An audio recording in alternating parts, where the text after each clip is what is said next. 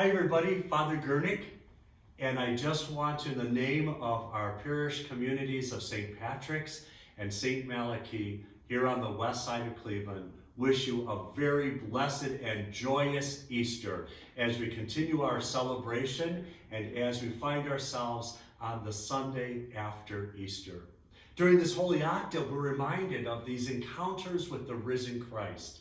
And on this Sunday that follows Easter, St. John Paul II, of course, designates it as Divine Mercy Sunday. The Church, in her liturgy, reminds us that God's greatest desire is that we, beloved daughters and sons, embrace this wonderful gift of mercy. You know, in today's gospel, as we hear again this familiar passage where Jesus comes to the disciples in the upper room, they're locked in that room out of fear.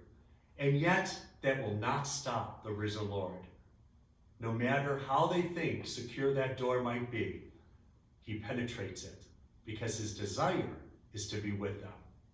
And what's the first words in this sacred encounter? None other than peace be with you.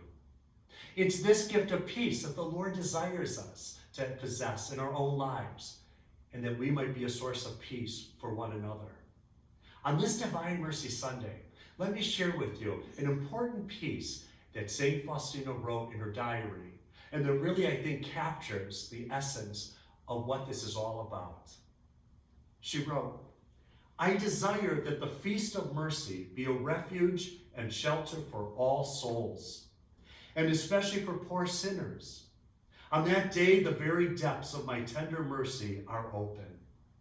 I pour out a whole ocean of graces upon those souls who approach the fount of my mercy. The soul that will go to confession and receive Holy Communion shall obtain complete forgiveness of sins and punishment. On that day, all the divine floodgates through which graces flow are opened. Let no soul fear to draw near to me, even though its sins be as scarlet." Those are pretty hopeful words. And again, we're reminded of the power of the sacraments from which we've been taking a long fast from because of this pandemic. But may I suggest and invite you today on this Divine Mercy Sunday, make an act of contrition with a sincere heart. Whatever binds you in sin, turn it over to the Lord. Let him deal with it. And although we can't gather for the Eucharist, we soon will.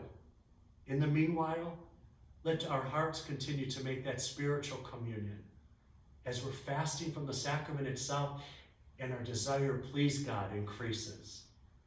Let this divine mercy be a message for the whole world that life conquers death, light casts out every bit of darkness, and grace conquers sin.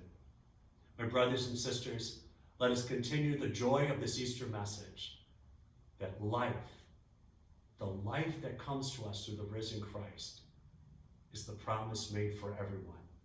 All we need to do is embrace it. Let that joyful message be our message as we continue to live our life as disciples. Again, in the name of the parish families of St. Malachi and St. Patrick, I continue to wish you and yours a very blessed Easter. Amen.